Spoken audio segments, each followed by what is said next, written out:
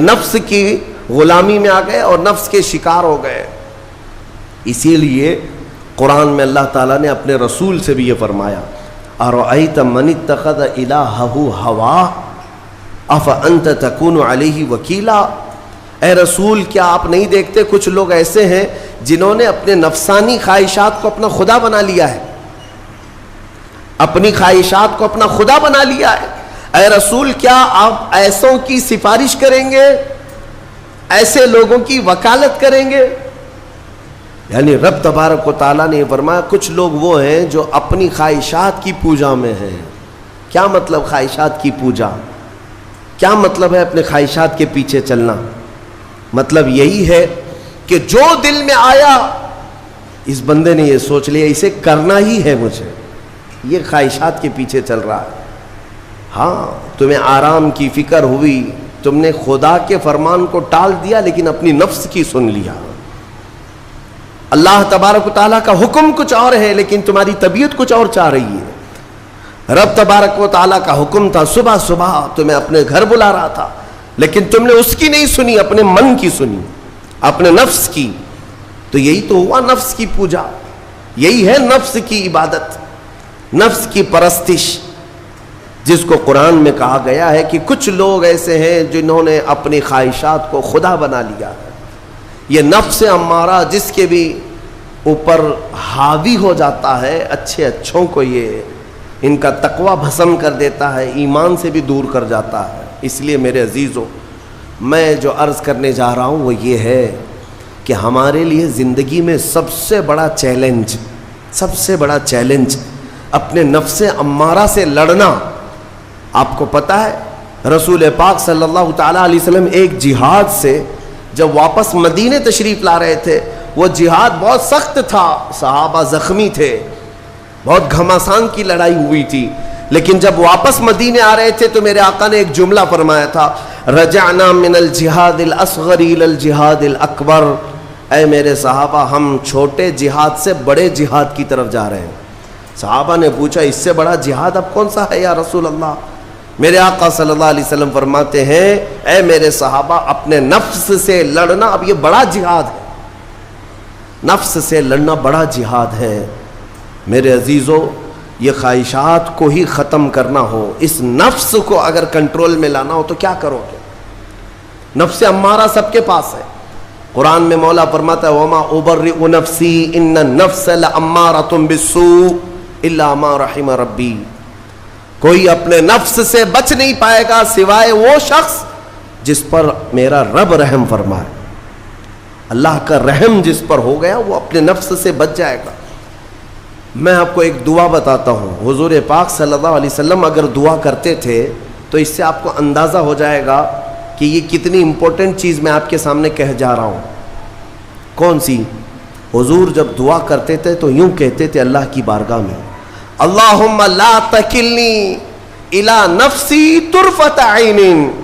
اے اللہ تو مجھے میرے نفس کے حوالے ایک منٹ کے لیے بھی مت دینا, تو اپنی حفاظت میں رکھ. حضور جب یہ دعا کرتے تھے کہ مجھے میرے نفس کے حوالے ایک منٹ کے لیے, طرفۃ عین کہتے ہیں پلک جھپکنے کے برابر, اتنے ٹائم کے لیے بھی اے اللہ تو مجھے میرے نفس کے حوالے مت کرنا, تو اپنی حفاظت میں رکھ. سید الانبیاء جب یہ دعا کرتے ہیں تو اندازہ کرو اے مومنو نفس کی تباہ کاریاں کیا کیا ہیں. یہ کتنوں کو ہلاک کر دیتا ہے, کتنوں کا عمل ضائع کرتا ہے, کتنوں کا ایمان ختم کرتا ہے.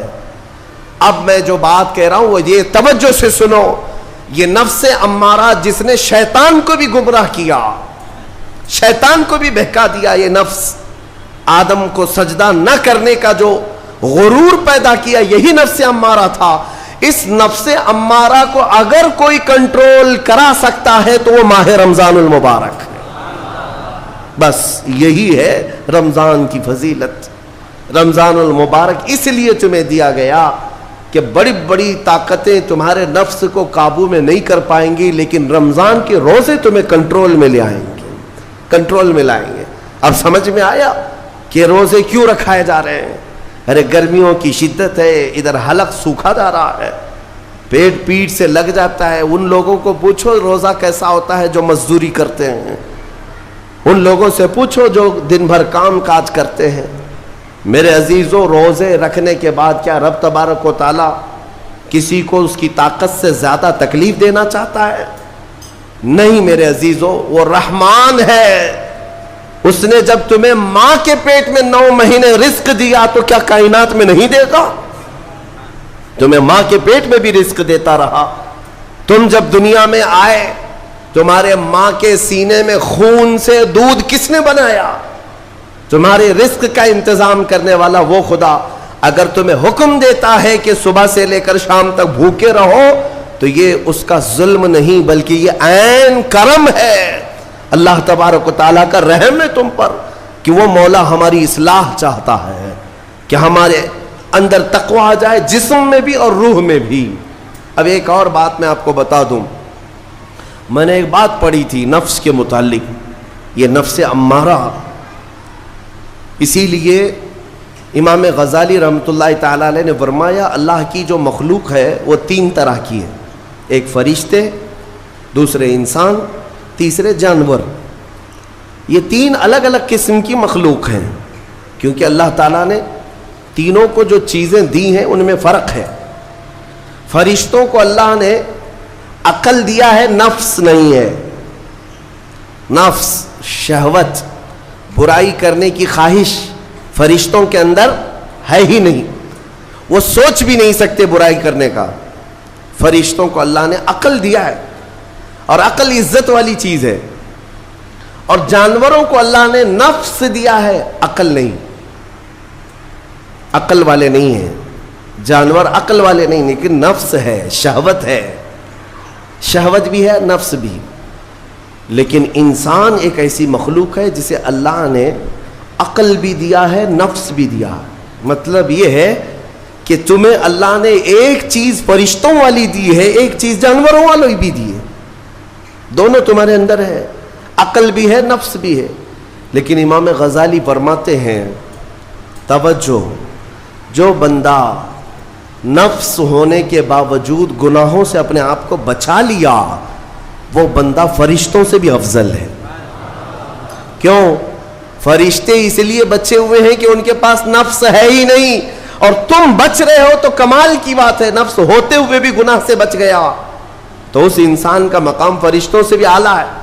لیکن ساتھ ہی امام غزالی یہ بھی فرماتے ہیں عقل ہونے کے باوجود اگر گناہوں سے نہیں بچتا تو پھر وہ جانوروں سے زیادہ ذلیل ہے, کتے اور خنزیر سے بھی گیا گزرا ہے. کیونکہ جانور تو بیچارہ معذور ہے, اسے عقل نہیں ہے, نفس ہے. تمہارے پاس عقل ہے, اس کے باوجود حرام کاریاں کر رہے ہو تو جانوروں سے زیادہ گر گئے. فیصلہ تمہارے ہاتھ میں ہے کہ تم کون سی زندگی گزارنا چاہتے ہو, کون سی, کہ تم نفس کے پجاری بن جاؤ یا عقل کا صحیح استعمال کر کے فرشتوں والی صفات پر عمل کرو.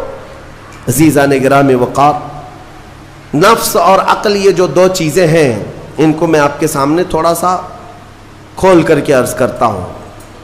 عقل جو ہے عزت والی چیز ہے, جسے بھی دی گئی ہے وہ عزت والا ہے. کیوں عزت والی ہے یہ عقل؟ پوری دنیا میں عقل کا ہی تو کمال ہے.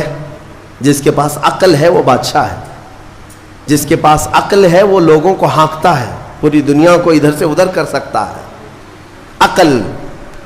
اور نفس جو ہے, نفس برائیوں کی طرف بلانے والا, عیاشی کی دعوت دینے والا, موج مستی کرانے والا اور اپنے آپ کو تباہ کروانے والا.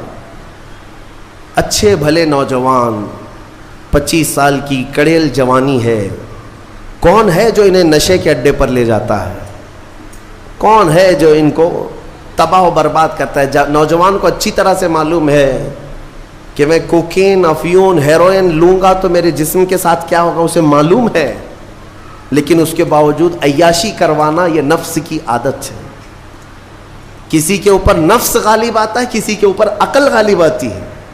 عقل جس کے اوپر غالب آ گئی وہ اچھا آدمی ہے, نفس جس کے اوپر غالب آ گیا وہ شیطان کا پجاری ہو گیا, نفس کی سننے والا. اب یہ دونوں جو چیزیں ہیں میں بتاتا ہوں آپ کو. روایت میں ملتا ہے کہ جب اللہ نے عقل کو بھی پیدا کیا اور نفس کو بھی پیدا کیا تو اپنے سامنے حاضر کیا. عقل سے پوچھا کہ اے عقل بتا میں کون ہوں اور تو کون ہے؟